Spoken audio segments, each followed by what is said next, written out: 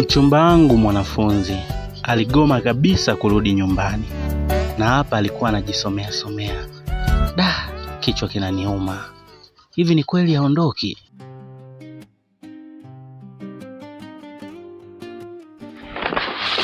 Hivi Vai, kweli uko serious? Nikiangalia hapa kwenye simu yangu inasema 2 za usiku, na wewe uko hapa umepafanya hapa kama tuition.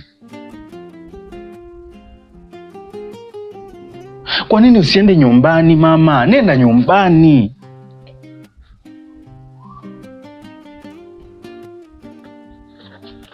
Yaani naongea na wewe uko busy kujisomea. Hapa sio tuition Vai. Unataka niende wapi? Nenda nyumbani. Fanya nini? Sasa hapo unafanya nini? Unajua ni mwanzo nilikuwa nashukulia kama matala lakini usinipigie mikelele yako. Siondoki. Ndio shakwambia siondoki. Akia Mungu, najuta kukufahamu. Najuta kwa nini niliingia kwenye mahusiano na mwanafunzi. Hivyo hujui kama ni maisha yangu nacheza nayo?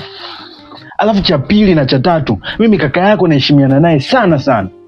Vipi akija kugundua kama wewe uko hapa kwangu? Na yeye muda wote hapa huwa tunashinda naye. Kasoro leo tu. Mama yako naheshimiana naye sana. Vipi akija kugundua kama wewe uko kwangu? Wakija kugundua kama wewe uko na mimi? Mimi haya ni usu. Kama ungekuwa unajua unaheshimiana na kaka sijui mama, usingefanya.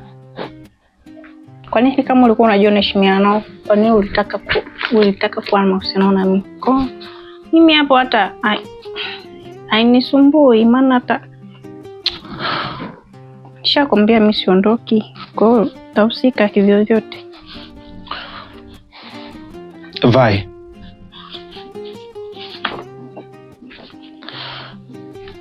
nakupa lisaa zima la kujifikiria. Sasa hivi ni 2:00. 2:00 ni dakika 40. Nikirudi hapa sitaki nikukute. Please, naomba unielewe. Natoka. Nikirudi sitaki nikukute. Wewe ni mwanafunzi. Siwezi kuishi na mwanafunzi. Wewe kama unatoka toka, utanirudi utanikuta hapa.